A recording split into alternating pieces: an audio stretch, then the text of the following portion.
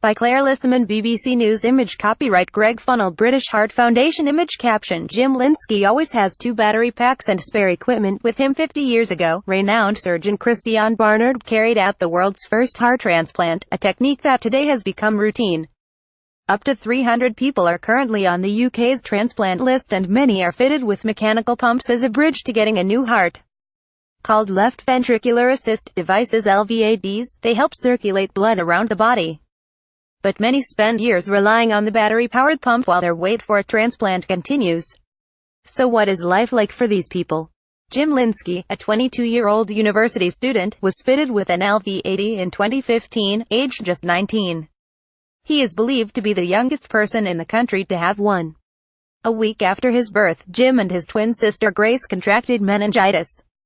She fought off the virus, but her brother was left with a badly damaged heart. Mr. Lynsky, like most LVAD patients, is on the non-urgent transplant list. "I've never been offered a heart," he said. "It's something very unusual considering that there are not too many other competitors on the transplant list who are my height and weight at such a young age."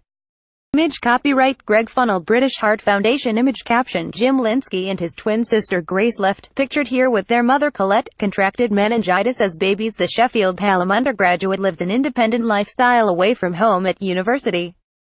Wires come from his body to a power pack, which he must keep with him at all times. Conscious of how it looks, the student keeps the batteries in his pockets and the computer attached to his belt, so it is all out of sight. He dreams of joining in with activities like swimming and exercising with his friends without worrying. What is a left ventricular assist device? Image copyright Science Photo Library. An LVAD is a kind of artificial heart pump. It is used to treat people with severe heart failure and is sometimes given to people on the waiting list for a heart transplant. Normally, the left ventricle, one of the human heart's 4 chambers, pumps blood into the aorta and around the body in the event of severe heart failure. The heart is too weak to do this, so the device helps the failing organ and aims to restore normal blood flow. Some patients awaiting a heart transplant may need an LVAD if they are unlikely to survive until a suitable donor organ becomes available. Source: British Heart Foundation. At night, the machine's whirring often keeps him awake. When he does sleep, Mr. Lynsky's batteries charge in a docking station. This gives him 8 to 10 hours power the following day. "Showering is very difficult because I can't get the wound too wet," he said. "It's tricky to keep up with the uni lifestyle. Maybe a drink gets spilled on you in a club and you have to dash home. Any sorts of knock or liquid spilling on it is terrifying. It's difficult to live with something so abnormal, especially surrounded by such a young, best years of your life environment." Image copyright Callan Cardio. Image caption: A British pump currently being developed is very innovative, says heart expert Professor Stephen Westaby, weighing only 7 stone 44 kilograms when fitted with the device 3 years ago. Mr. Lynsky, from Warwickshire, has now gained weight. "I feel so much better than I did before I had the pump. My body functions have become more routine. But the difficulties are pretty overwhelming at times." In October, Mr. Lynsky's heart pump failed and he had to have a newer LVAD fitted in hospital. He spent his 22nd birthday in a coma. "Grace and I are really close. She was pretty devastated. We've been for a birthday meal since." Many limitations. Miss Lynsky, who recently graduated from Birmingham City University, was in her first year when her twin brother got his heart pump. "It's difficult for her. I would argue it's been harder for her than me," her brother said. The student describes himself as a positive person and has set up a campaign called Save 9 Lives to raise awareness about organ donation. While he is grateful for the pump, which has helped keep him alive, he said a transplant would eliminate so much fear and so many limitations, and hopes to one day turn his campaign into a registered charity. Image caption: Professor Stephen Westaby, pictured, worked with LVAD patient Peter Houghton to raise awareness about heart research and artificial hearts. Mr. Lynsky, originally from Redditch, Worcestershire, is not alone. Others have turned to the internet to share their stories and encourage wider awareness of organ donation. More than 6,500 people are members of Community My LVAD recipients. Relatives and medics share their stories and offer encouragement and advice. Discussions range from dealing with the stress and financial worry of ill health to what kind of shirts are easiest to wear with an LVAD and wire. One recipient tells the Community his pump is truly a life-saving technology but has its limits. Current pumps have their drawbacks.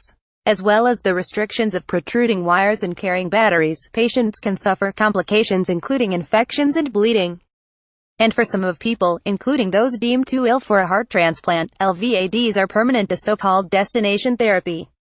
Image caption: A wire from a metal plug in Peter Houghton's skull carried power to the device in his heart. Peter Houghton was one such person. Before his death in 2007, he entered the Guinness World Records as the longest surviving artificial heart transplant patient. The psychologist, from Birmingham, was fitted with a Jarvik heart pump in June 2000. He was living a busy, caring life counseling terminally ill people when his heart began to fail. By the time he walked into the office of heart surgeon Stephen Westaby some years later, he was breathless, ridden with sores and gout, and felt it was too painful to live. Professor Westaby offered Mr. Houghton, who he said was deemed too ill for a transplant and had only weeks to live, the radical heart pump treatment. He recounts in his heart surgery memoir Fragile Lives that despite the risks, Mr. Houghton seized the chance as his lottery win. After the operation, Mr. Houghton had to carry a bag containing the pump's controller and batteries. An external wire from a metal plug in his skull carried power to the heart device. Image copyright Artificial Heart Fund. Image caption from left. Stephen Westaby, Peter Houghton, Jim Braid and Robert Jarvik attended a Downing Street reception with Cherie Blair to raise awareness about artificial heart research. He went on to become an ambassador for LVADs, completed a 91-mile charity canal walk, and attended conferences around the world. John Lloyd, his neighbor in Edgbaston, described his friend as inspirational and chaperoned him on a 4-week U.S. tour to heart centers and pump makers, where the psychologist was treated like a bit of a celebrity. He wanted to tell people that there was an alternative to transplant, he said, and to show people how well he was and that he could live an active life with a mechanical device implanted into his body.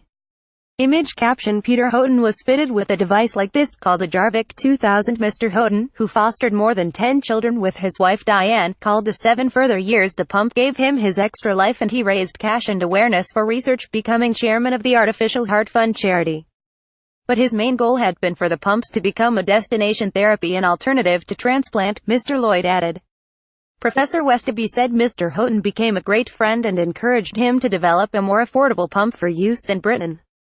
The retired surgeon is now part of a team in Swansea creating the Callan Cardio Minivad, the first British pump. The team hopes to raise £40 million to begin clinical trials next year. Media playback is unsupported on your device. Media caption: Callan Cardio boss Stuart McConchie said it was the most advanced pump of its kind. The professor believes Mr. Houghton's legacy demonstrates the enormous potential of mechanical pumps to help thousands of patients who have severe heart failure, ineligible for transplant. The United States and other countries have adopted miniaturized rotary blood pumps as an alternative to transplant for some patients with advanced heart failure, he said. Dr. Yoshi Fuminaka, a cardiac surgeon at New York Presbyterian Columbia University Irving Medical Center, said LVADs were bringing about a paradigm shift in the treatment of end-stage heart failure.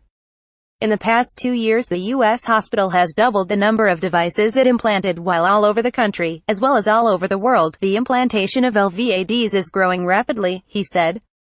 Analysis: Dr. Steve Shaw, consultant cardiologist in Manchester. The survival of patients on ventricular assist devices has been gradually improving since their inception more than 50 years ago. It is now typical for patients to live for several years with a good quality of life. Subsequently, there is a desire to extend the treatment to a wider group of patients who are transplant ineligible, typically due to higher age, or the presence of other medical problems. Survival for these destination therapy DT patients is less than a bridge to transplant, and complication rates are also higher. There is uncertainty among commissioners over whether DT represents a value-for-money intervention within the cost constraints of our NHS.